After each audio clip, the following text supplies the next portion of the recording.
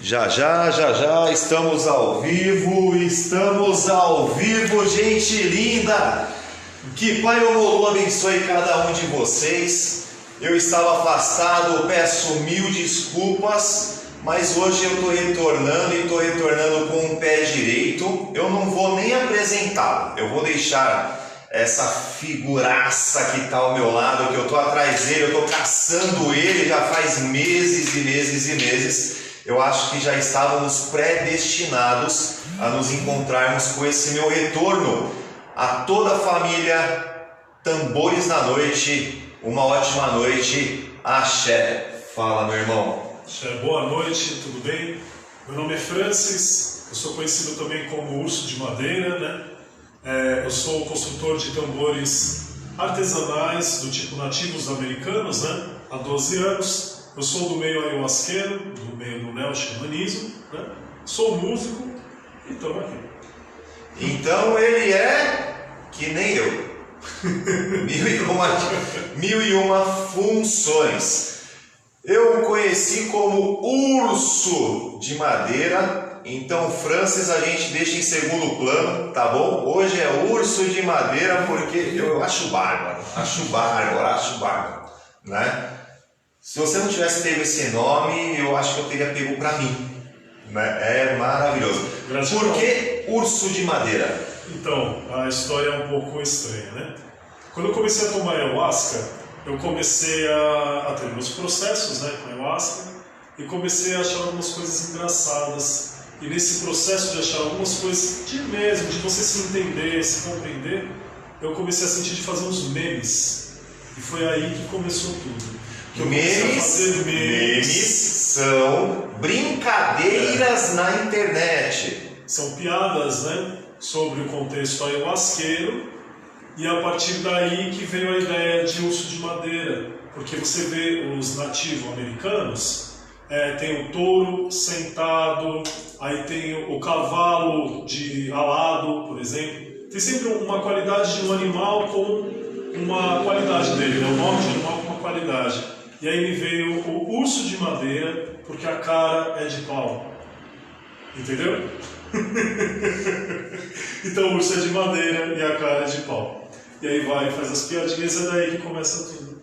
Essa eu tô descobrindo essa com vocês. Essa eu descobri com vocês, tá bom? A mãe Fernanda vai estar aí indicando, né, todas as suas mensagens. Conforme vocês forem colocando as mensagens, ela vai estar passando aqui. Uma ótima noite ao meu grande amigo Eduardo de Oxalá, Mãe Mabel, Pai Marcelo, seja bem-vindo mais uma vez. Eu não preciso nem olhar, eu já sei que ele está ali, né? Pai César, uma ótima noite. Pai Daniel, faz tempo que não nos vemos. É tudo que eu sei que já está. Já não preciso nem ler, já estão todos ali. Estamos no Brasil, São Paulo, cidade de São Paulo, bairro Ipiranga, próximo ao Museu do Ipiranga. Estamos no espaço Tatasto. Tatasto. Isso. O que é o espaço Tatasto?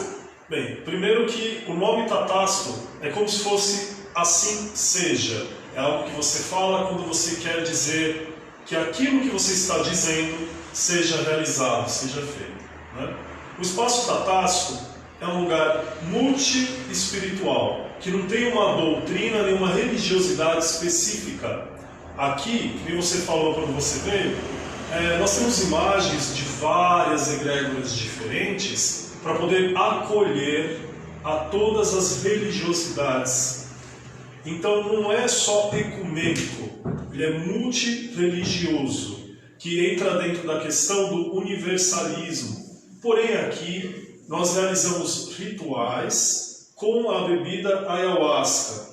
Então o nosso desenvolvimento espiritual, ele é, mesmo que sejam rituais coletivos, ele é um desenvolvimento individual, onde você, dentro daquilo que você acredita, vai se desenvolver e vai compreender o que é bom para você, e não necessariamente vai ser bom para o outro.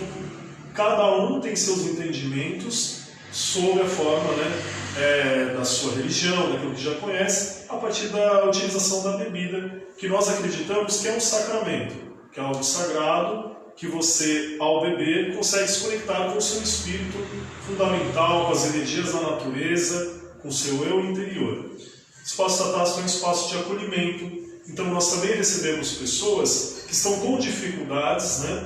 Tanto dependência química, dificuldade financeira, tudo isso nós recebemos para também auxiliar essas pessoas, como eu também já fui auxiliado no processo de dependência química, né? É assim que eu conheci a Ayahuasca também. Então a gente tenta trazer essa harmonia de volta, né? Essa coisa ancestral dentro das práticas urbanas, que é isso, que é se reconectar. Muito bom, muito bom. Então, aqui é uma casa, um lar, assim se dizendo, aonde que tem o sacramento de uma bebida que tem o nome como definição ayahuasca, que é uma raiz e uma folha. Na verdade é um cipó. Um cipó? Um cipó e uma folha. O cipó, ele é o cipó do Banisteriopsis caapi, ele é um cipó amazônico, que não nasce próximo à Psychotria viridis, que é a chacrona. Em alguns lugares se chamam o cipó de jagube, em outros lugares se chamam a chacrona também de rainha. Depende do lugar. Aqui nas Américas, tem vários nomes. Ayahuasca significa cipó das almas, cipó dos mortos, mas é o nome do cipó. A bebida acabou pegando o nome do cipó, porque ancestralmente se fazia o chá só do cipó. Os indígenas mais antigos contam essa história. Com o passar do tempo, tendo visões, eles foram compreendendo que era necessário atribuir mais ingredientes àquela bebida que eles tomavam. Aqui no Brasil, nós tomamos a ayahuasca só com esses dois componentes, que é o cipó e a folha da chacrona. Em outros lugares se utilizam outras plantas também, dependendo da cultura e da tradição. Em outras tribos, chegam a colocar diversos outros tipos de plantas enteógenas, que enteógena é justamente o significado de se conectar com Deus, que é diferente do psicodélico, que é simplesmente você ter uma visão de algo que não faz sentido. Enteógeno é quando você tem uma visão que você se conecta. Então, essas plantas têm essa característica de fazer com que você tenha visões. Visões antigas, que acredita-se que desde antes de Salomão já se tomava essa bebida. Antes de Salomão já se tem relatos que se tomava ayahuasca. Com certeza, muito antes. Então não é tão jovem. Não é tão jovem esse sacramento, né? É muito mais antigo do que eu mesmo, Pai Itamar, já havia escutado. Aos grandes irmãos que estão chegando agora, sejam bem-vindos a mais uma live Tambores da Noite. Mãe Fernanda, pode nos falar aí as mensagens que estão chegando, por gentileza, no celular? Não conseguiu ainda? Vamos só aguardar um pouquinho, a Mãe Fernanda está demorando um pouquinho para entrar no celular. Quer ficar com o meu? Tá aqui, você já compartilhou? Já. Então presta aqui. Vamos lá! Pode vir aqui, Mãe Fernanda. Deixa eu ver aqui. Não está lendo. Por que não está lendo? Fecha a tela de novo. Fecha a tela. Abre de novo. Ó, o Luiz Ricardo chegando, boa noite, filho. Que Pai Lolo te abençoe. Já estamos com 10 conectados, continuem se conectando, continuem compartilhando. E é assim, irmão, nós vamos se tornando e devagarinho vamos aí atendo a atenção de todos que não estavam mais habituados a ver essa figura aqui, né, com essas bochechas e agora com a cabeça, né, com um novo adorno, né? Uma cicatriz imensa, tá bom? Não sou o pai Harry Potter, parem com isso. Né? Irmão, o que pega e traz muitas dúvidas, pode pegar um dos tambores e explicar um pouquinho pra gente? Quais são as dúvidas? Vamos lá. Para cada tambor é um ritual todos os rituais podem estar agregando qualquer tipo de tambor, ou a pessoa tem um tambor ligado a essa pessoa? Então vamos lá.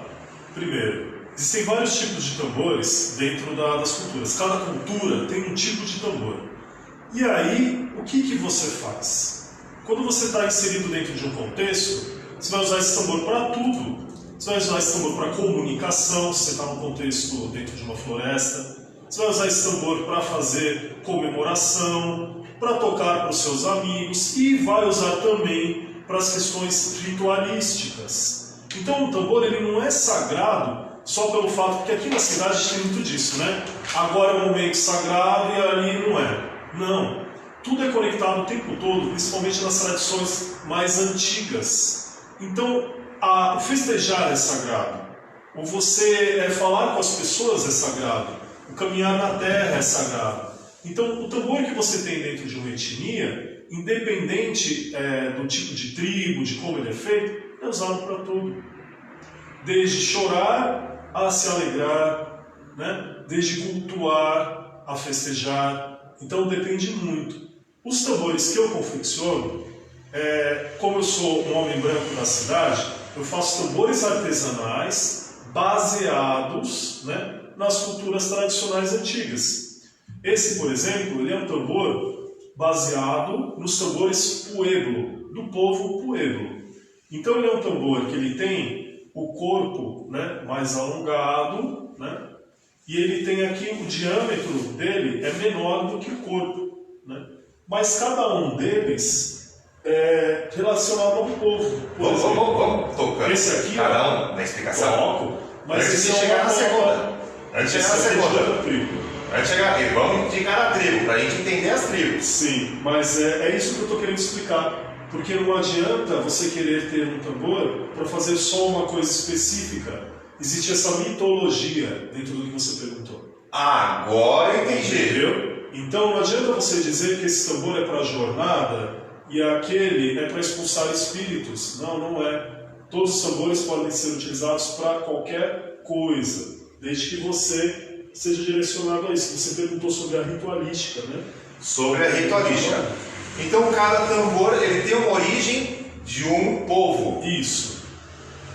Mas todos são utilizados todas as coisas. Para todas as coisas.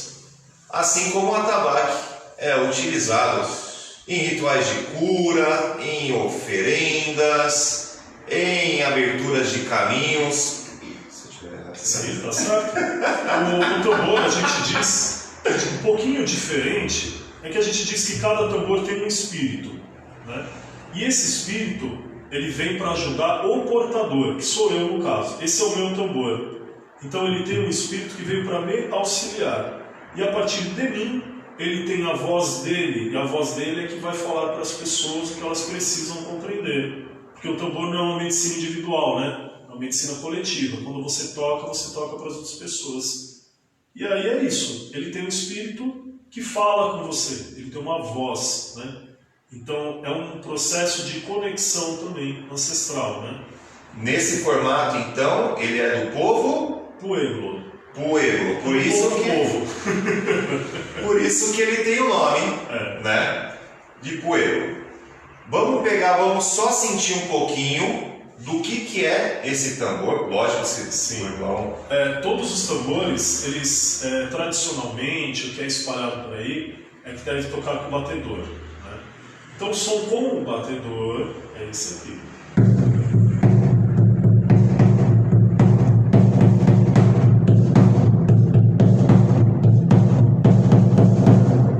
Porém, se você for entrar numa questão de realidade, de você imaginar você dentro de uma floresta, eu duvido que você não perca isso aqui. Mas eu aposto que você perde isso aqui. Em algum momento você vai perder. Eu duvido. E outra, ele te limita a você tocar simplesmente como batedor. O batedor tem sua importância porque ele faz atingir frequências muito expansoras. Mas nem por isso que vai te impedir de tocar com as mãos, né?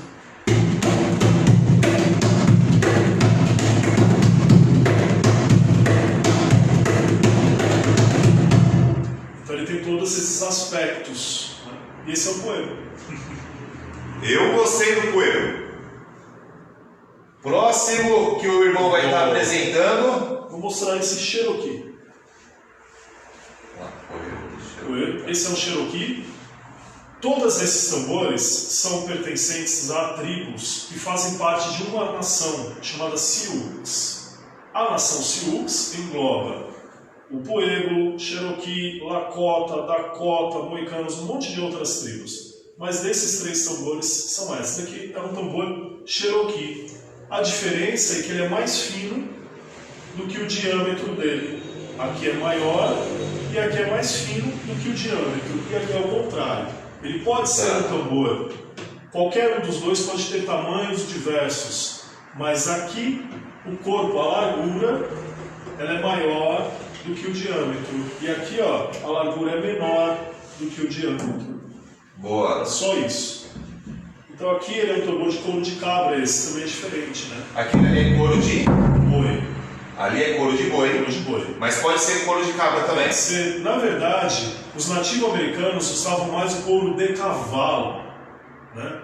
Então você não vai hoje em dia comer um cavalo. É raro uma cultura que come cavalos. Pelo menos aqui no Brasil isso não ocorre. Como cabra e boi são animais que alimentam as pessoas, então a gente utiliza esses animais aqui. A gente adapta a isso. Mas ela também usava couro de búfalo e de cavalo, né? Aqui a gente usa o de cabra e o de boi, que é o que a gente tem acesso. Inclusive, os couros que eu utilizo não são do comércio. Parte da ancestralidade dos tambores é você utilizar o couro ou que você caça o animal, ou da morte do animal, né? Morte natural. Mas você não vai comprar esse couro. Quando você pega um couro, você honra o espírito desse animal.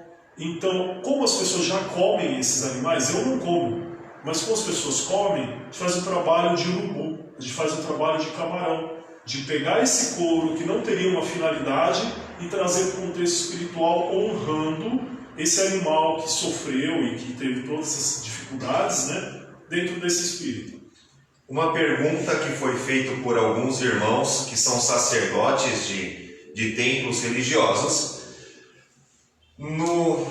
tanto na Umbanda, que é cruzada, tanto no Candomblé, né, como na Umbanda cruzada. A Umbanda mais ligada a Rubens Saraceni, não tem morte de animais. Mas aquelas que são cruzadas e tem o corte, tem ali o destino ao espírito do animal. Às vezes o couro, a pele mesmo, ela é retirada, a carne é dada às pessoas para comer e determinadas partes ali, estruturas, vão para aquele determinado orixá. Esse couro, ele pode ser destinado à confecção? Com certeza. Esse é o melhor. Esse é o couro que tem que ser feito.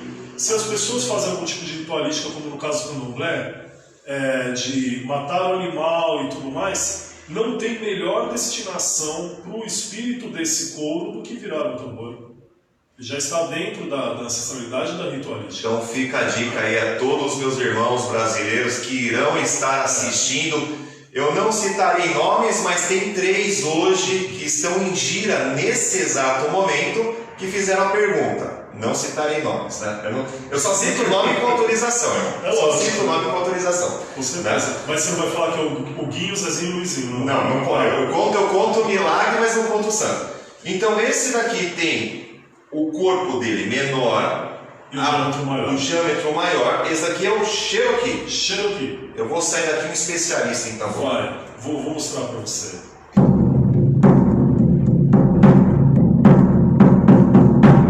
O couro de cabra, ele reverbera mais, né? O couro de boi é mais seco, é mais ancestral, mas o de cabra, ele reverbera, ele atinge frequências muito melhores. Deve estar até estourando para vocês, né? Mas ó.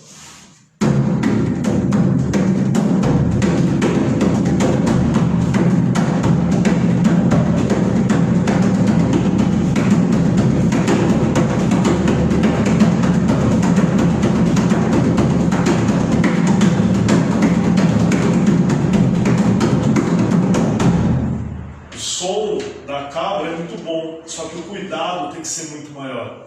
porque a temperatura altera o som também. É diferente. Já tô mudando já meu gosto. Ó. Esse aqui é o Pueblo. Pueblo. A diferença disso é muito grande, do boi para cá. E a Diana Gemanjá, que hoje está treinando, na hora que ela assistir esse vídeo daqui, eu tenho certeza que ela vai estar tremendo aí, né? Por quê? Minha filha toca demais. Minha filha toca demais. Toca muito mesmo. Agora nós vamos para o terceiro que nós temos em vista, né? Temos 4. Lakota. O Lakota é bom que dá até para mostrar essa diferença também, né? Aqui, esse tambor, ele tem uma questão diferente dos outros, que de um lado é o cordão, né? E do outro lado é o couro. Os outros têm couro dos dois lados, né? O Lakota é o mais fino e com couro só.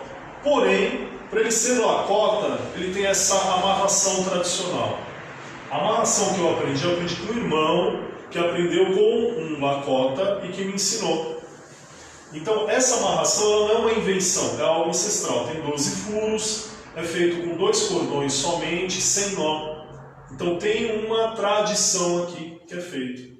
Então, esse tambor aqui, especificamente, não é uma invenção. Ele é algo que realmente tem que ser dessa forma tradicional, né?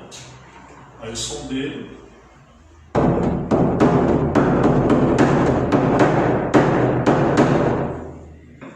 E aqui, com o couro de boi. Eles são tambores muito mais suscetíveis à temperatura também, né?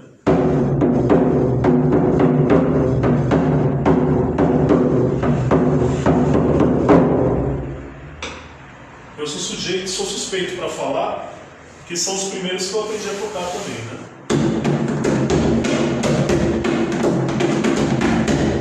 Ele é mais difícil de você tocar com as mãos, né? Principalmente no frio, que está muito frio hoje, né? Tá. Aí o couro fica realmente um pouco menos esticado.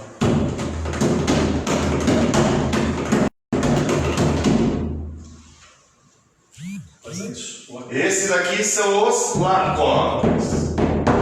Tem um outro tipo que é muito parecido e você não percebe até que você veja a amarração, que é o Obejiuê. O Obejiuê é igualzinho, só que muda a quantidade de furos em volta dele. Só isso.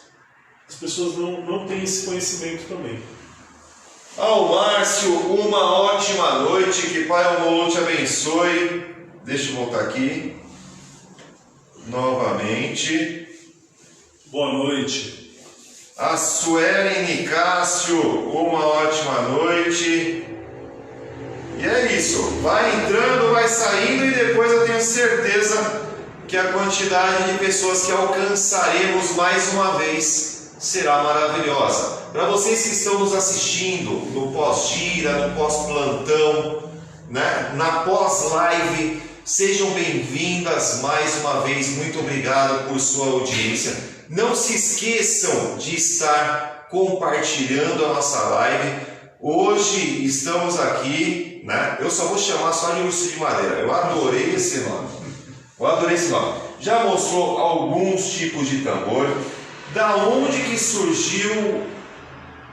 Eu tenho aí, né, mais ou menos, né, alguns achismos. Mas da onde que surgiu? Pô, eu vou confeccionar tambor. Aí a história é longa. Como eu te disse, eu tomo ayahuasca, consagro ayahuasca.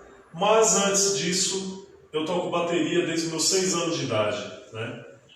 Dentro da igreja católica, eu toquei por bastante tempo, toquei em fanfarra, banda, fiz conservatório. E aí quando eu vou para o contexto ayahuasqueiro, aí eu sinto os tambores, né, de uma forma diferente. E eu falo, pô, eu quero tocar isso aí, isso é legal. E aí eu fui num retiro que eu passei 9 dias e lá eles estavam vendendo tambores, eu comprei um. E aí a coisa foi estranha, porque o tambor começou a falar comigo, né? Conforme eu ia nas ritualísticas, ele começou a me dar informações, começou a me guiar. E aí chegou uma hora que depois disso tudo, ele falou, eu vou embora. E você vai ter que aprender a fazer. Aí eu falei, e aí? O que eu vou fazer agora, né? E aí ele rasgou o couro durante a ritualística que ele falou, e eu chorei muito, porque ele era um amigo meu já, porque eu levava ele para os trabalhos, eu ficava com ele o tempo todo, e foi aí que eu fui atrás de uma oficina para aprender a fazer, né, confeccionar os tambores e aprender mais. Aprendi a fazer o primeiro tambor, que era o Lakota, que foi esse último que eu mostrei, e a partir daí eu fui aprendendo, fui me desenvolvendo, e é algo que é intrínseco à minha existência. Tambores, desde o meu nascimento, já era uma coisa que eu fui direcionado para estar aí. Só não sabia que era algo tão espiritual. Depois que eu fui me desenvolvendo, eu fui entendendo, e estamos aí, fazendo os tambores. E quem não gostaria de estar conversando aí com a sua própria espiritualidade, né? Nós umbandistas acreditamos, com a sua permissão, Claro. nós acreditamos que desde o grande salão, antes de encarnarmos, nós já temos todo um povo que vai estar nos acompanhando, mas isso não nos restringe a estar conhecendo determinados espíritos ao longo da nossa jornada, tá? Ao meio dos tambores, né? Eu, como umbandista, se fosse um filho meu, eu estaria dizendo que um dos guias dele, ou um guia que estava o acompanhando naquele momento, de alguém que estava protegendo você naquele momento, estava ao seu lado. E através da vibração do som, né? Por que nós batemos palmas na Umbanda? É vibração. O som, ele muda energia e ele é uma forma de conversação literal, né? Com o nosso guia, que já está ali desde do grande salão. Dentro do xamanismo, nós acreditamos e respeitamos as guias. Porém, existem outros espíritos que não necessariamente são espíritos religiosos, né? Não são espíritos que querem te guiar necessariamente, mas é um irmão multidimensional. É como eu e você. De repente, num momento da sua caminhada, eu vou lá e falo, vamos junto? Vamos que eu te ajudo? Então vem esse irmão e te dá uma força a partir de uma ferramenta de poder. Ou, se também a doutrina religiosa, no contexto, não acreditar em guia, não acreditar... Sim. Ele vai acreditar que existe uma vibração energética, seja chamada de Espírito Santo, que é através da vibração também do tambor, assim como uma tamboria, ótimo, uma bateria, sim, vai estar ali, né, trazendo esse sentimento para ele. Para que o Espírito se manifesta, você precisa de algo físico, não é isso? Para o Espírito se manifestar entre nós, ele precisa mexer com as moléculas e com as partículas, para que você sinta, para que você escute, para que você veja, né? Então ele precisa materializar de alguma forma. A partir daí vem as frequências, né? Então, por exemplo, quando você toca um atabaque, você está induzindo a um estado de consciência expandida e ampliada, né? E a partir daí que os médiuns conseguem receber os espíritos, não é isso? E é assim desde a ancestralidade, que alguém um dia descobriu, né? Teve a intuição ou recebeu isso, que um coro, porque todas as tradições praticamente têm um tambor, né? Se você for pegar e estudar um pouco historicamente, desde a Sibéria, na África, os povos mais antigos, todos eles têm um tipo de tambor, e todos eles usavam esses tambores para quê? Para se conectar com alguma entidade, com alguma deidade, com um espírito, né? Então os tambores com essa frequência, é como a gente fala, né? Dentro dos estudos védicos, se fala do Om, né? Que é o som primordial da criação. Esse Om é o que tem no tambor também, que é o verbo, e o verbo que cria tudo, o verbo se faz carne, né? Então essa frequência, a vibração, quando ela entra em você e você escuta, você também começa a ser o co-criador desse universo, né? Então é dentro do que a gente acredita, pelo menos do que eu acredito. Eu sou um indivíduo, eu posso falar por mim, né? Pode. Dentro do que eu acredito que as frequências estão em tudo, dentro dessa ilusão, né, material que nós vivemos, né? Então, a partir daí, as coisas vão sendo transformadas, ressignificadas a partir da sua conexão. E o tambor tem esse papel. Essa questão, né? Eu vi que aqui é uma casa, eu falo sempre nas minhas lives que a Umbanda é plural. Mas essa casa me surpreendeu. A pluralidade, ela está presente em cada movimento dos meus olhos, movimento da minha cabeça. Né? Aqui eu tenho uma doutrina, um segmento religioso. Ali eu tenho uma doutrina, um segmento religioso. Aqui eu tenho uma doutrina, um segredo religioso. Para vocês terem uma ideia, aqui eu estou ao lado de um tambor que é um tambor xamânico ou neo-xamânico? Então, ele é um tambor. Ele pode ser considerado neo-xamânico, né? Neo-xamânico é o xamanismo que é realizado na cidade, né? É o novo. Não é aquilo que... Eu não sou indígena, eu não sou parte de uma tradição. Xamã é o dirigente espiritual de um povo lá na Sibéria. A gente não pode falar que é xamã, né? Pajé, eu não sou pajé, eu não sou xamã. Então a gente é do neo-xamanismo, porque xamanismo é um termo um pouco controverso, né? Porque é um estudo referente a tudo que se conecta. Tudo está dentro do xamanismo, pelo termo. Inclusive a Umbanda, porque é uma prática ancestral. E a partir daí, você tem essa pluralidade. Que tudo, desde a Igreja Católica até a religião neopentecostal, ao que é estudo védico, a Umbanda, Candomblé, tudo se está dentro do xamanismo, porque o termo significa você se conectar com o que é divino, então é qualquer coisa. Porém, o xamanismo tradicional é o que se diz das tribos e das aldeias, não é o xamanismo que se faz na cidade. Xamanismo, essa aqui é respondendo a pergunta, né? Eu não vou falar qual filho meu que fez essa pergunta, mas tudo bem. Eu não falo. Sim. Né? Xamanismo, se você é o pajé, se é o caboclo lá dentro da floresta lá, você é um xamã, você é um pajé. Se você está aqui, você está praticando o neo-xamanismo, né? Mas enfim, temos um tambor aqui. Nós temos a imagem de Ogum ao meu lado direito. Nós temos a imagem de Nossa Senhora da Aparecida. Nós temos a imagem... É Pena Branca? Pena Branca. Cacique Pena Branca. Pena Branca. Temos a imagem de 7 flechas. Temos Cristo. Temos Ganesha nas minhas costas. Mas tem muita cultura aqui. Tem muita cultura. Que é multicultural. Plural ao extremo. Eu acho que qualquer um dos meus irmãos que tem a oportunidade de estar marcando, de estar vindo aqui, tá bom? Conversa com o irmão antes, né? Ou vem a mim, não tem essa conexão, vem a mim, eu converso, faço essa ponte, né? A ponte que eu vou fazer é, fulano quer seu telefone, toma o telefone, né? Essa é. Vem aqui, veja o que é esse espaço, veja o que é esse mundo. Às vezes é bom a gente ter uma compreensão fora do nosso âmbito, né? Aqui eu já estou aprendendo desde a minha chegada. Uma história que eu fiquei apegado até agora e não vou conseguir desenrolar a história enquanto não ver o final. O irmão estava dizendo que teve uma dependência durante um tempo e isso aqui o ajudou a se libertar, né? A primeira pergunta: há a crença que espíritos de baixa vibração se faziam presentes e aqui o ajudou a se libertar? Então, vamos por partes. Eu acredito, dentro daquilo que eu experiencio, que existam influências negativas, sim, espirituais e tudo, né? Porém, isso não me exime da responsabilidade dos meus atos, né?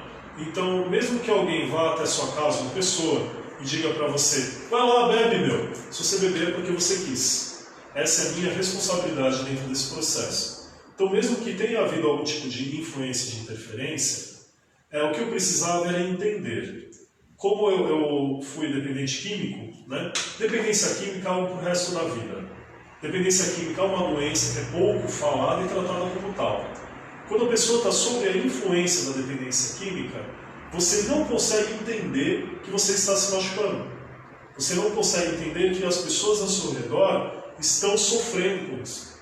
Então, o processo que eu passei, e não foi mágica, não foi na mesma hora, foi um processo de 2 anos, tomando ayahuasca praticamente todo final de semana, para entender que eu precisava parar de fazer o que eu fazia. Então, o que a ayahuasca me mostrou? Me mostrou que eu estava dentro de um ciclo de destruição e que eu achava que eu estava certo. Sabe prepotência? Prepotência todo mundo tem, todo mundo acredita que está certo em algum lugar. Agora, o que ela fez foi, você precisa descer um pouquinho daí, ter um pouquinho mais de humildade, entender que nem tudo você sabe, né? Me colocou no meu lugar. A partir daí, de entender qual era um pouco melhor o meu lugar, entender um pouco melhor qual é a minha... qual que é o meu objetivo dentro da sociedade, o que eu preciso fazer, onde eu preciso estar, aí eu comecei a entender. A espiritualidade que envolve esse processo vai depender da pessoa, né? Eu mesmo até te comentei que a ayahuasca ela provoca visões, né? E não foi aqui na minha casa que eu tomei a primeira vez, né? Eu tomei com o padrinho Renato do Céu Azul, que eu sou muito grato, né, por ter passado lá os 5 anos. Na verdade, a primeira pessoa que eu tomei foi com o Faia e com a Joelma, minto. O Faia, ele já é falecido, foi com ele que eu tomei a primeira vez. Depois eu fui para casa do padrinho Renato e lá que eu aprendi e que eu consegui realmente me libertar da dependência química, né? Então o Renato ele me auxiliou e uma das coisas que ele dizia muito era quando você ajuda os outros, você está se ajudando. E a partir daí, ajudando as outras pessoas, eu comecei também a entender. Comecei a ajudar na casa, assim como com certeza os seus filhos vão lá e começam a auxiliar na casa, você começa a ver essa evolução. Foi assim comigo também. Até que um determinado dia ele falou, está na hora de você montar o seu espaço, está na hora de você seguir o seu caminho. Então sim, o processo de dependência química, eu tive contato com a espiritualidade, eu tomei a ayahuasca numa época que eu estava ateu, então eu fui buscando me conhecer espiritualmente, eu fui buscando qualquer coisa que me oferecessem naquele momento eu estava aceitando. Quando eu tomei a ayahuasca, diferente de uma droga, diferente de uma coisa alucinógena, a ayahuasca me trouxe para a realidade. Ela me fez enxergar aquilo que eu não via, me fez reconectar-me com os meus filhos, me fez parar de me destruir. Como eu disse, tocando bateria desde criança, eu tocava heavy metal, tocava punk rock, que são estilos que você sabe que são difíceis de você lidar com alcoolismo, com dependência química, com drogas, com noitadas, e é muito difícil para mim entender que ali não estava me fazendo bem. Então, tive que ter esse, digamos assim, puxão de orelha lá, né, de quem a gente sabe muito bem quem é, né, para conseguir estar aqui. Se eu estou vivo também é por causa disso. Senão eu não estava aqui nem falando com você. A ayahuasca salvando vidas, né? E um testemunho de alguém aí que tem pouca história para contar, né, irmão? É pouca, né? A gente está sempre aprendendo. Pouquinha, né? Está sempre aprendendo. É uma pessoa que já está nesse conceito já há um tempo. Ah, Pai Itamar, como que o senhor sabe tanto? Chegou aqui, né? Quantas horas antes para estar conversando? Acompanhando as lives dele. Assim como eu faço, eu vejo bastante coisa, bastante conteúdo que o irmão faz e fazia, antigamente fazia mais. Fazia muito mais. Fazia muito mais, tem muita live antiga, eu não posso falar que é antiga, porque é extremamente atual. As coisas que falavam lá, tá na atualidade, né? É que tem coisa que não consegue sair do ciclo, né? É incrível, tem coisa que as pessoas não conseguem compreender, que a gente precisa mudar um pouco a mentalidade desse momento que a gente está passando, né? Tem algumas coisas que precisam de mais amor, de mais compreensão. A pessoa que ela fala, eu quero me reconectar com o meu eu interior, mas eu não quero estar indo para a Umbanda, não quero estar indo para o Candomblé, não quero estar indo para a Seixonoé, é filosofia, ideologia. Não, eu já fui longe agora, fui lá. Não quero estar indo para uma doutrina religiosa. Ela pode estar... Como que ela faz para estar comparecendo aqui? Então funciona chega, irmão. Não só na nossa casa, mas em qualquer outra casa que sirva ayahuasca, é importante você conversar com o dirigente. Então você manda uma mensagem e provavelmente se esse dirigente for responsável, ele vai te fazer algumas perguntas de saúde. Porque a ayahuasca está aqui para todo mundo, mas nem todo mundo é para ayahuasca, né? Alguns momentos você pode realmente precisar não tomar. Se estiver sobre algum tratamento médico, clínico, precisa saber sua condição de saúde para tomar. Ok, você está dentro dos parâmetros, será recebido. Vão te dizer, né, o dia que você pode vir, você vai ter que fazer uma dietinha, né? Não é nada muito pesado. Pelo menos um dia se abster de carne, evitar bebidas alcoólicas, né? substâncias mais pesadas, para que a sua experiência seja melhor, né? Agora, quanto à questão religiosa, no Brasil, a ayahuasca ela só é permitida no contexto espiritual e religioso. Então, por exemplo, como eu disse, eu estava num momento ateu. Eu fui porque eu sabia que ninguém ia ficar como numa igreja falando de doutrina para mim. Esse não é o intuito, acredito eu, de nenhuma casa que seja neo-xamânica, né? O contexto é o quê? É você se conectar. Às vezes as pessoas acham até engraçado, tipo, olha assim, pô, mas tem um elefante ali, né? Tem um Deus com a cabeça de elefante. E aí que a pluralidade das coisas é interessante. Porque, para você ver, aqui no Brasil, os indígenas falam que a jiboia é sagrada, né? O povo Unicuim considera a onça sagrada, né? Eu mesmo fui dito como Inubacan, né? Que é filho da onça para eles, né? Então, assim, aqui nós temos a espiritualidade natural relacionada com os animais daqui, da compreensão daqui.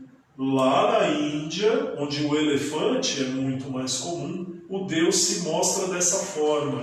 Então cada doutrina, cada religião tem uma forma de compreender isso. E se de repente você não tem uma religiosidade, quando você toma ayahuasca, você vai ver o que você precisa ver. Você vai compreender o universo. Quem estuda um pouquinho de ciência conhece Carl Sagan. Carl Sagan, se você pegar os poemas de Carl Sagan, que era um ateu declarado, se você pegar os poemas dele, você fala do universo como se estivesse falando de Deus. E você olha e fala, meu, por que ele faz assim? Porque existe uma energia cósmica, seja ela espiritual ou não, que rege tudo isso aqui. E a partir daí você vai ter as suas experiências, os entendimentos, dentro da pequenez, né? Que a gente tem, que é um grão de areia, né? Perante o universo. A gente vai poder estar deixando um telefone para contato. Claro. Lembrando, tá bom? Que esse telefone para contato para todos vocês que queiram adquirir um dos tambores que aqui foram citados, vocês também podem fazer essa encomenda. Não importa se você está na Argentina, no Uruguai, no Paraguai, em Cuba, vocês podem fazer encomenda, vai ser acertado o preço, né, do envio. Sim. E assim por diante.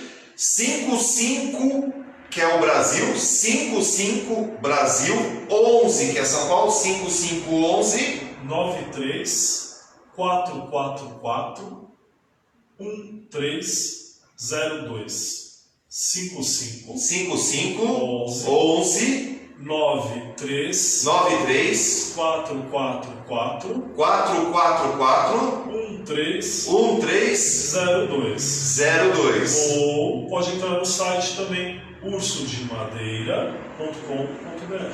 ursodemadeira.com.br. Você é de São Paulo, quer fazer uma visita no espaço, quer ver se você está apto, é assim que eu posso dizer? Pode ser. Se está apto a estar aí consagrando, né, o ayahuasca, liga nesse telefone também, fala com o irmão, super receptível. Não teve uma vez que eu entrei em contato que ele me faltou com respeito ou me faltou com educação, sempre muito bem receptível, tá bom? E venham conhecer. No final, quando estiver no final, eu vou dar uma virada na câmera, agora não, porque agora minha perna está dormindo, né? Mas daqui a pouco eu vou estar virando a câmera, eu vou estar mostrando o espaço, a gente vai estar conversando um pouco sobre o espaço, mandando uma ótima noite a Areta Violeta, Estela Nunes. Boa noite. Rose Ferreira, que Pai Omolu te abençoe e ilumine seus caminhos. Para você que está assistindo, sem clicar, clique que mostra que você está visualizando. Eu estava fazendo uma live pelo Facebook outro dia, no celular da minha esposa estava dando 50 conectados, no meu estava dando 2 e na minha filha estava dando, parecia live de político. Então, clique e mostre, mande seu oi, mande o seu axé. Tá bom? Deixa eu só ver uma coisa aqui. Gratidão ao pessoal que está assistindo a gente. Já volta já de novo.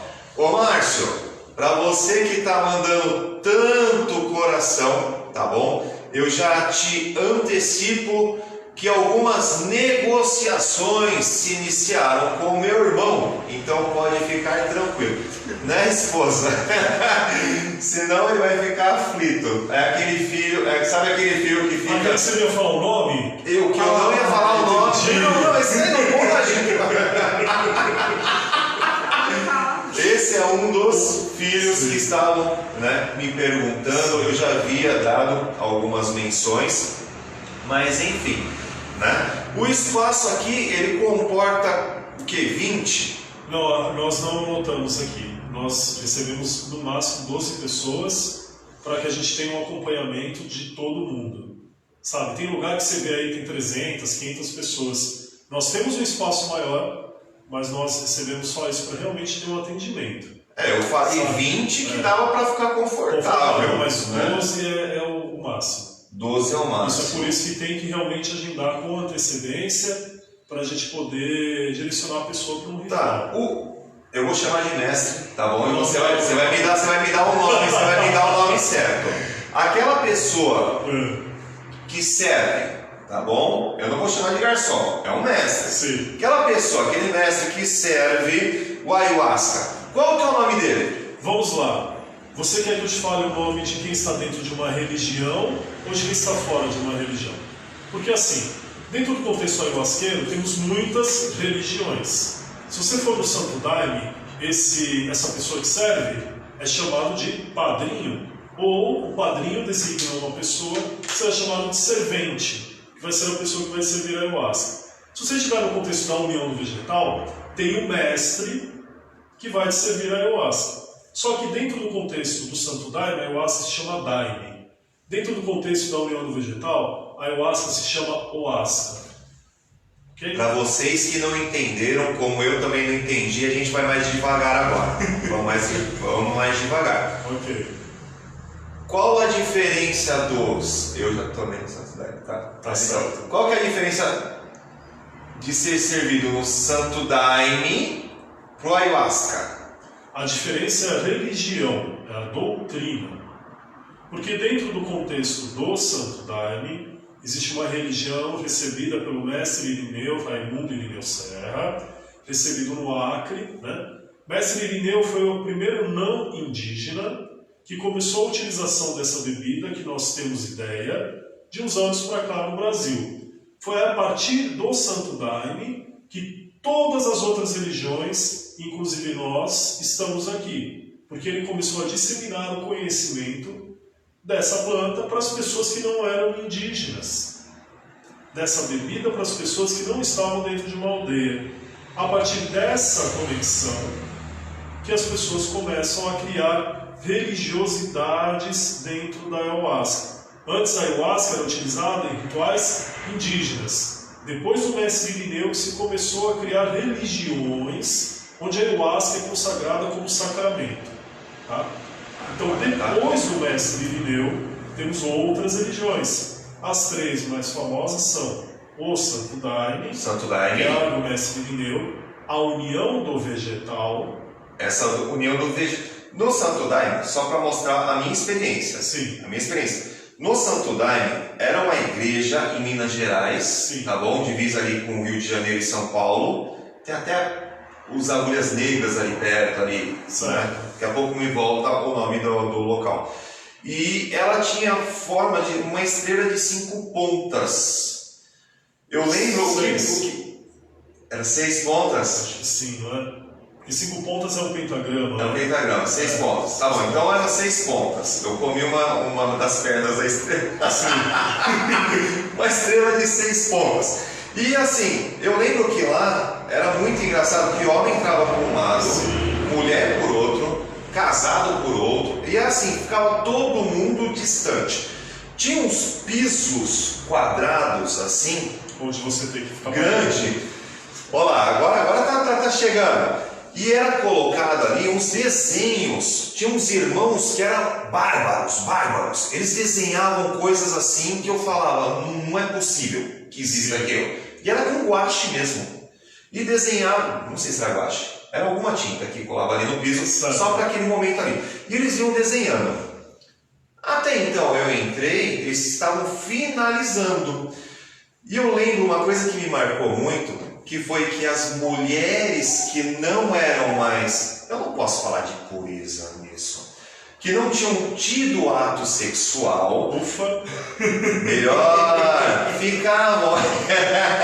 As mulheres que não haviam tido ato sexual, elas ficavam num pedaço, e as mulheres que já tinham tido esse pedaço ficavam em outro pedaço. Como eu estava com medo, eu era muito novo nessa época, quando eu estava com medo, eu fiquei observando um pouco.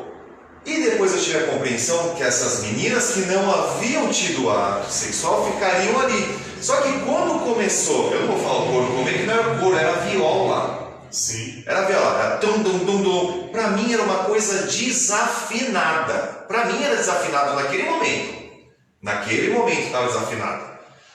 As meninas começaram a dançar e tomaram, né, um copinho de café assim. Sim. Ó, tô lembrando, hein? Agora é nostalgia do Pai Itamar. E essas meninas, uma ou outra, saía desse espaço das que não tiveram relação, iam dançando e iam parar lá junto com as outras, num quadrado. Eu falei, mas não era para ela ficar ali? Por que ela foi lá? Isso aí foi uma coisa que me marcou nesse dia. A segunda coisa que me marcou muito foi um grande irmão meu que foi lá e tinha, creio que seja padrinho o nome, né? E ele... Pode falar. E ele tinha... eu tenho que perguntar. Eu vou perguntando baixinho, dele me autoriza, eu vou falando algumas coisas. E ele tinha... Não é de mim, né? É do outro. É do outro padrinho. Ele tinha 3 companheiras. Sim. O que para mim também me marcou muito. Sim. Depois que foi me servido aquele pequeno copo, né? Me explicaram pouca coisa, irmão. Vou ser sincero. Eu esperava que tivessem me explicado melhor o que eu estava fazendo ali. Naquele dia não me explicaram muito. Eu entrei meio que no oba-oba naquele momento. Coisas, né? Meio complicadas dentro do que a gente fala quando é religião, né? Porque tem conceitos que as pessoas, por exemplo, no Daime, também às vezes que eu fui, ninguém me falou nada sem saber quem eu era, né? Mas o que acontece? Eles têm uma crença sobre a ayahuasca, que a ayahuasca vai te mostrar e vai te ensinar tudo o que você precisa. Então que eles não precisam te falar nada. Agora, eu entendendo coisa de 20 anos atrás. Entendendo agora coisa de 20 anos atrás. É assim mesmo. É uma crença isso, de que o máximo que precisa saber é se você está bem, se está vivo, se você quer tomar. E depois que tomou, depois de um tempo, sabe o que aconteceu com aquela viola? Afinado, o som foi o som mais afinado, mais em sintonia que eu tive durante a minha experiência naquele tempo. A ayahuasca é incrível. É incrível. Eu nem sabia que eu tinha tomado ayahuasca, pra mim eu tinha tomado Daime, eu não sabia que era ayahuasca. É a mesma coisa. É a mesma coisa. Só o contexto que é diferente. Porque todas essas questões de divisão das pessoas por orientação sexual, por experiência, inclusive, sexual, é uma coisa que nós não fazemos aqui, né? Inclusive, às vezes você vai andar... Não tem, né? E quando você vai numa religião, às vezes até o banheiro é separado e tudo, né? Então, algumas casas xamânicas são assim, tá? Homem de um lado, mulher do outro, mas aqui nós respeitamos a espiritualidade das pessoas, né? Então, cada um é do seu jeito. Então nós não precisamos ter um banheiro para cada pessoa, já que cada um é de um jeito, né? Então nós temos um banheiro onde é comum das pessoas, quer ficar do lado direito, do lado esquerdo, é você que escolhe. Ninguém vai obrigar uma mulher a pôr uma saia, e com certeza onde você foi, todas as mulheres estavam de saia, né? Então, dependendo da religiosidade, se faz necessário. Mas aqui na nossa casa não tem esse tipo de doutrinação. Aí também não tem padrinho com 3 mulheres, não. Não tem, aqui o padrinho tem só uma mulher. E eu posso afirmar que ela está aqui, eu acho que ele é que nem eu. E não tem padrinho, né? É outro detalhe. Aqui não tem padrinho. Aqui, isso que aqui é um... Aqui é nada. Aqui eu sou um indivíduo, aqui eu sou um irmão, aqui eu sou o Francis. Não tem nada disso. Não tem mestre, não tem padrinho. A única diferença entre eu e você é que eu abri a janela antes. Aí eu fui lá e olhei antes, olha que legal, olhei antes, vi primeiro. Olha, você quer vir aqui, vem ver. Vem, olha lá na janela, aí você começa a ver a janela, abre a sua também, aí você abre a sua janela e nós dois estamos olhando a partir de janelas diferentes. Mas aí é só o tempo de janela. Isso que ele falou foi o professor lá no meu segundo grau, no primeiro colegial, que ele falou: a minha diferença entre eu e vocês é que eu tenho mais tempo de janela. É só isso. E é verdade.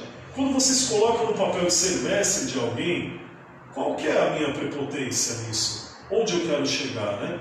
Algumas pessoas às vezes falam: eu sou xamã, eu sou mestre. Dentro de uma religiosidade, ok. Tem o padre, tem o pastor, tem o bispo, tem o babalorixá, tem o pai de santo, ok. Mas fora de uma religião você é uma pessoa, né?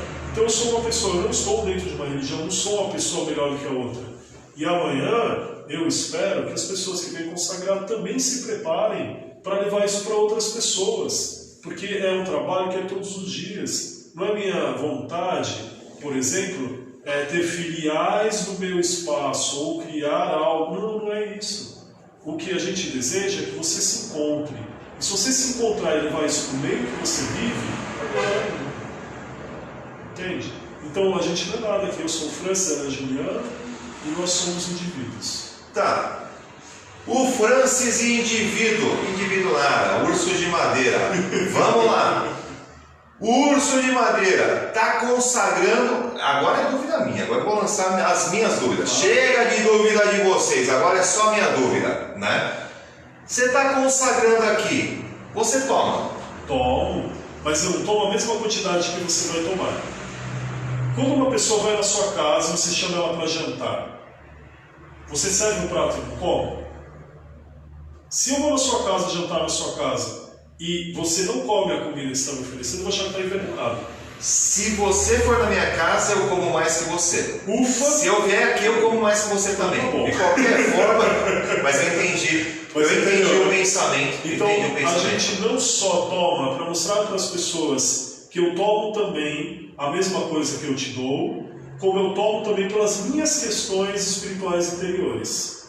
Aí eu tomo para chegar na mesma frequência que você está e poder trabalhar junto com você se você precisar. Caso contrário, eu fico na minha espiritualidade só aguardando. Porque o nosso papel aqui é ajudar as pessoas. Então, às vezes, a pessoa está passando um processo mais difícil.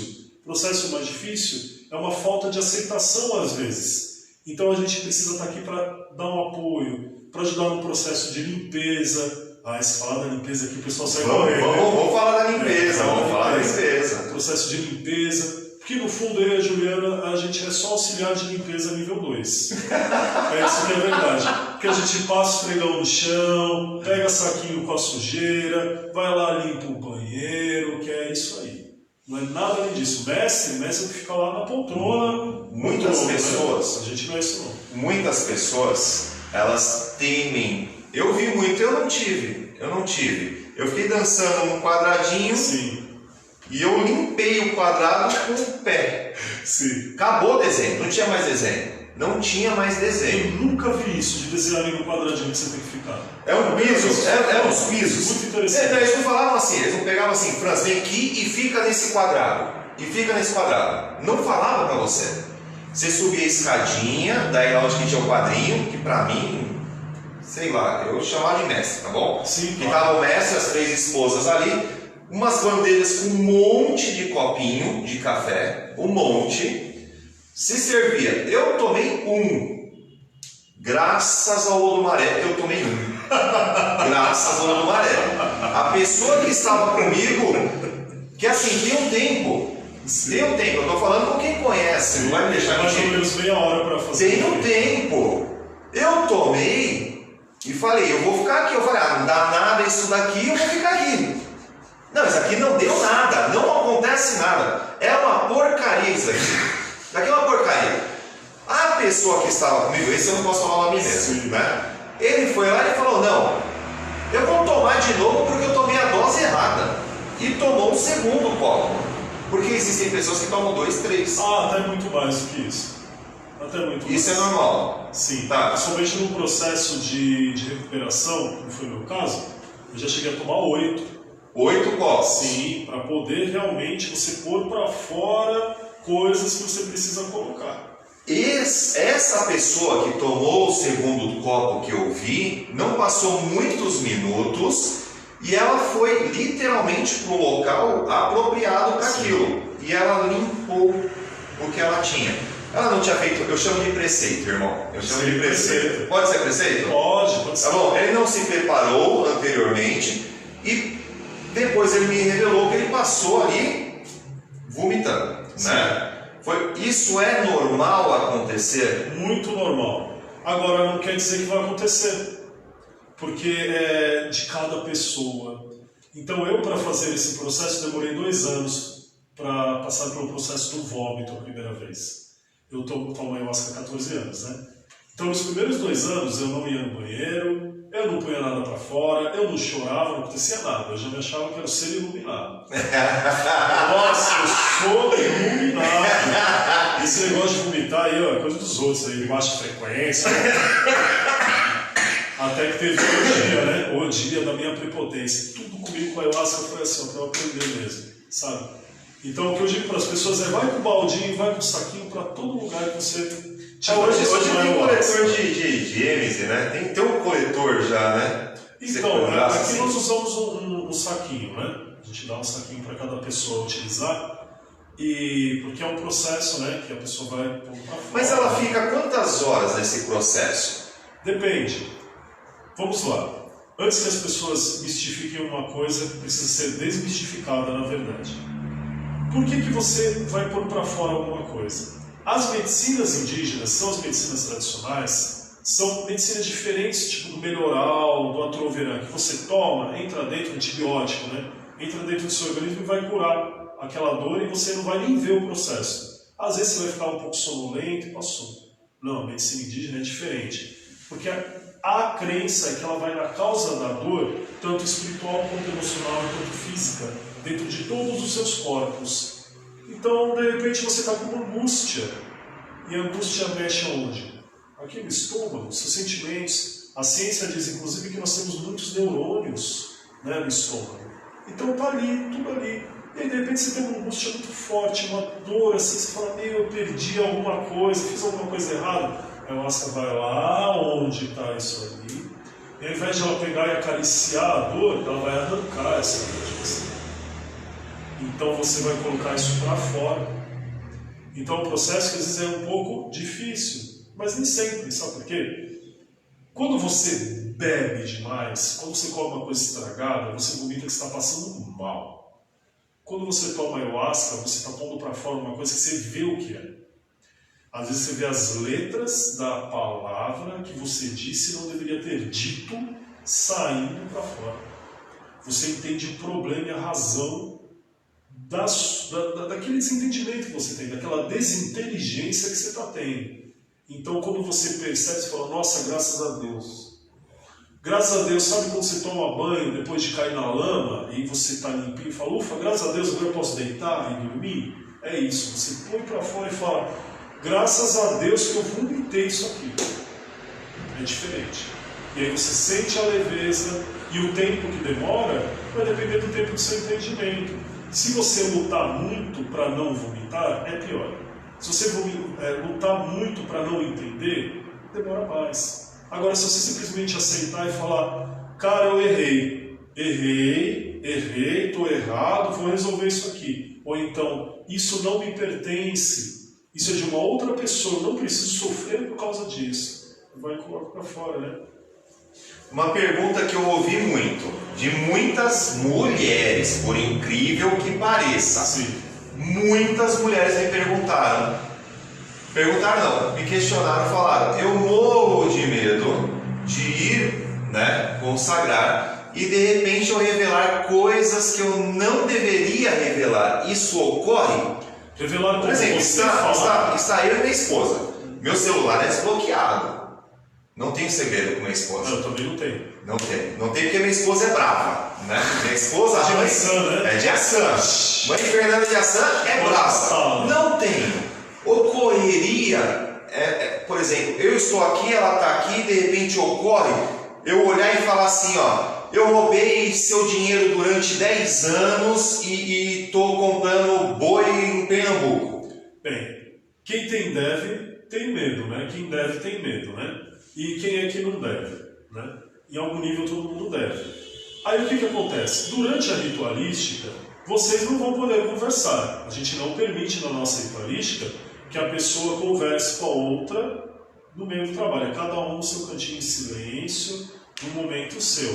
Para quê? Para não atrapalhar. Porque às vezes você quer até falar isso, você quer se abrir, mas ela está vendo Jesus naquele momento. Ela está numa outra frequência, ela não quer saber da sua desculpa. O que ela precisa entender é para ela. Então o que você vai falar não é relevante naquele momento. Então é importante que ela tenha a experiência dela e você continue na sua peia, no seu entendimento. Depois do trabalho, eu costumo dizer para as pessoas que elas ficam muito sensíveis, tanto para coisas positivas quanto para coisas negativas, para elas se protegerem do quê? De pegar e levar as coisas muito a sério depois de tomar ayahuasca. Esperar um pouco, voltar para cá, para o físico, para conseguir conversar com os outros. Porque às vezes alguém chega e você fala, cara, você é muito legal. Aí você pensa, nossa, me ama, eu quero casar com ela, eu vou mudar minha vida por isso. Não, não é. Tem que pôr a cabeça no lugar e falar, não, essa pessoa é legal comigo, eu vou esperar um pouco para ver se eu faço alguma coisa. Ou então chegar em casa e já terminar a relação, falar, não quero mais, eu aguento mais. Não. Respira fundo, vai para casa, espera 2 a 6 dias, até 8 dias, para você tomar alguma decisão.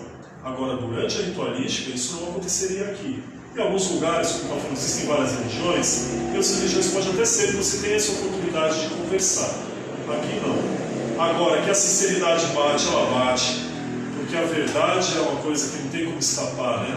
Não tem como escapar. Segunda pergunta, mulher perguntando isso. Mulher, eu estava no meu serviço trabalhando à noite, conversando com algumas pessoas de diversos setores, não vão associar ao meu setor, tá bom? Sim. Diversos setores e algumas mulheres. Eu falei, eu vou conversar com, eu falei mestre, hoje eu sei que não é mestre, tá bom? E elas fizeram a pergunta, mestre dos magos, mas quando toma esse ayahuasca, né? Você vê coisa do seu interior, mas já ouvi relatos de pessoas que ficavam nuas.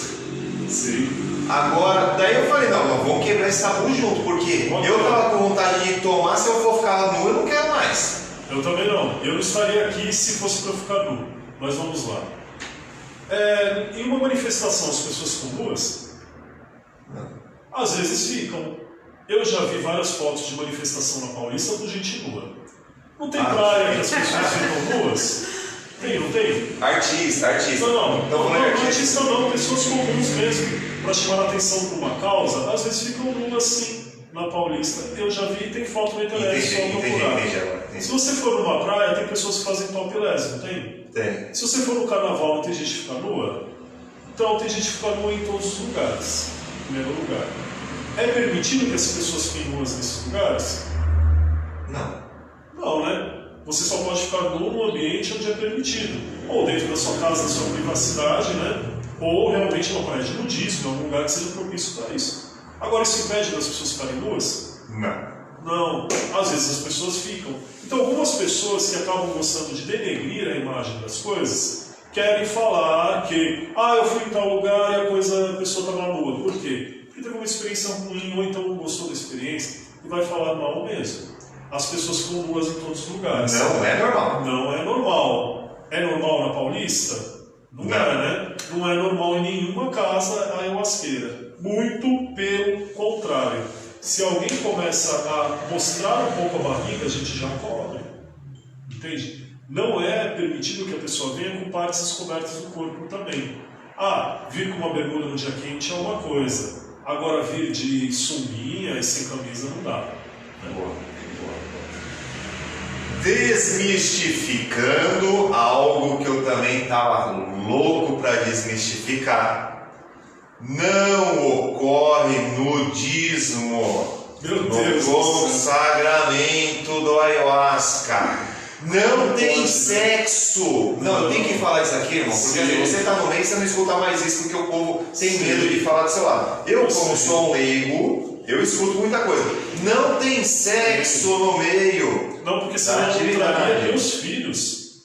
Senão eu não traria meus filhos e minhas filhas, que são menores de idade. Tem um de 6, um de 7, uma de 12 e um de 15. A permissão é para jovens, então a jovens, idosos e assim por diante.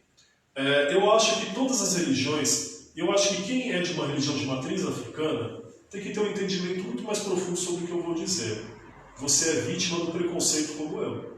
Se você pensar algo assim, de uma religião que você não conhece, você precisa ter um pouco de humildade para ir conhecer. Você precisa ir lá frequentar e ver com seus olhos, experienciar e calçar os meus sapatos para saber realmente o que está acontecendo. Porque mística, as pessoas não falam, por exemplo, das oferendas do candomblé. É horrível ouvir as pessoas dizendo e denegrindo a imagem de uma cultura tradicional e antiga.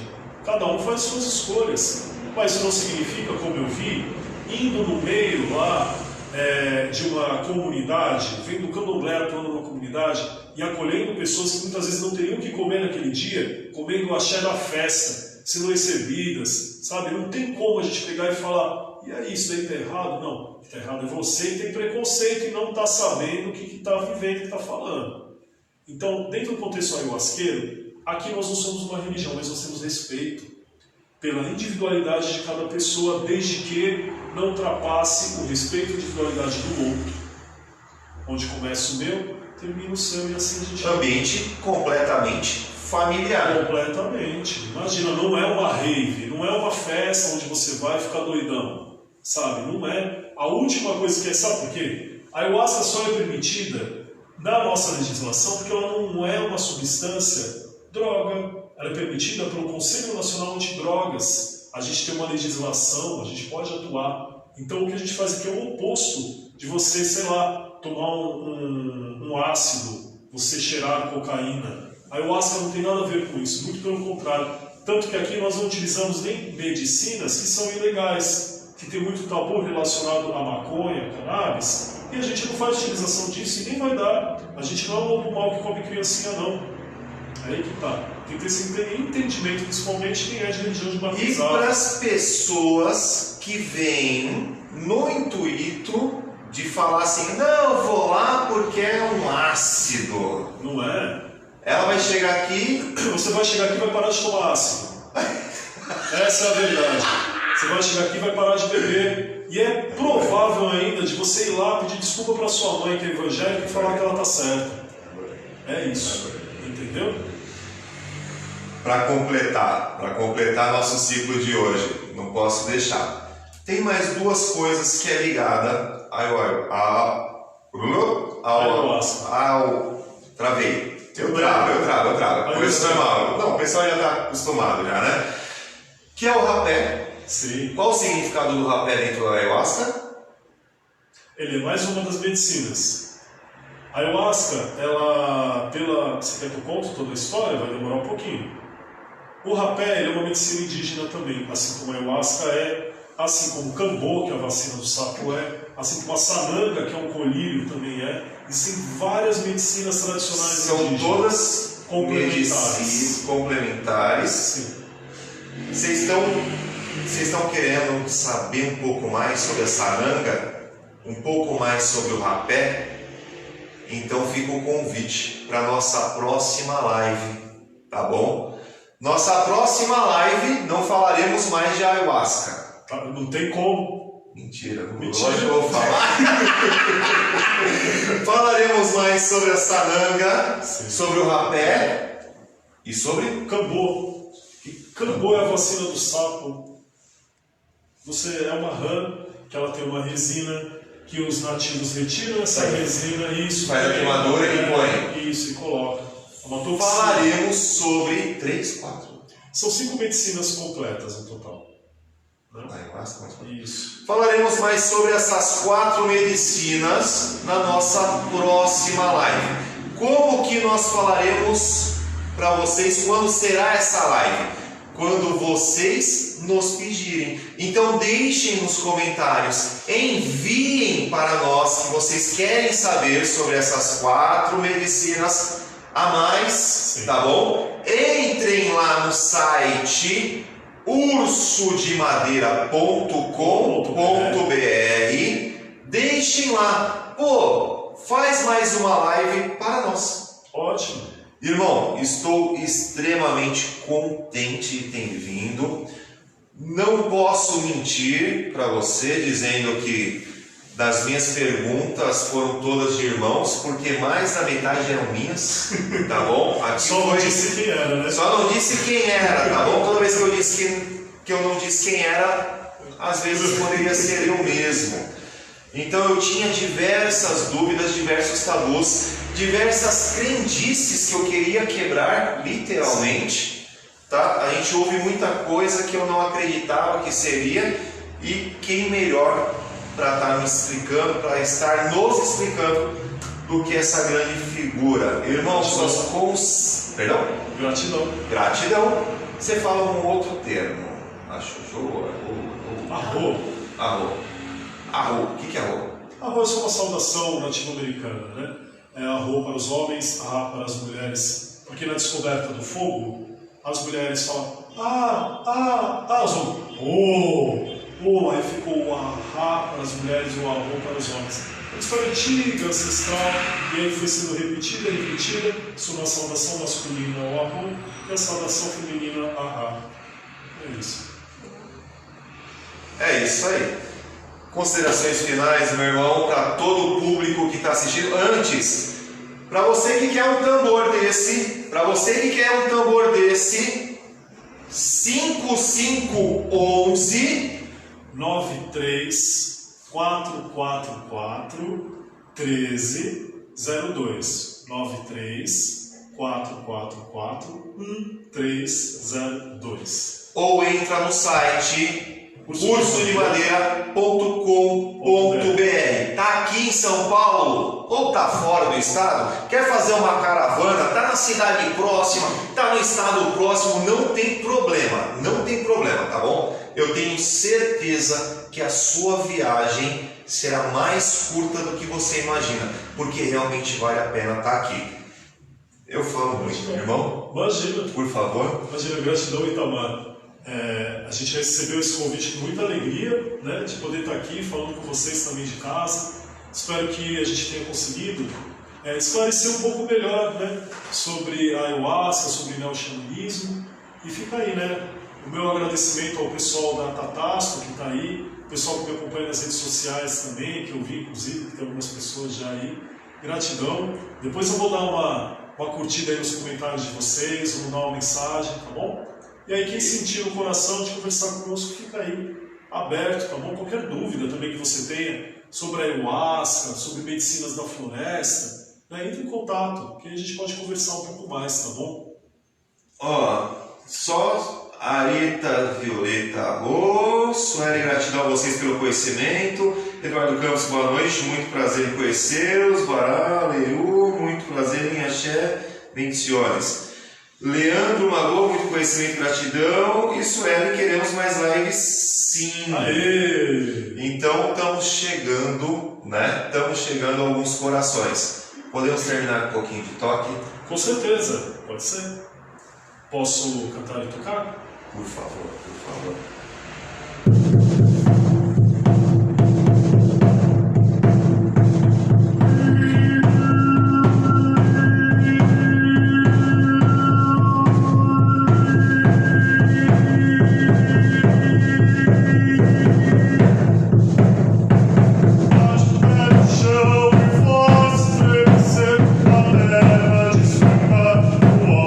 Faz me ver, pode ver o chão e fora.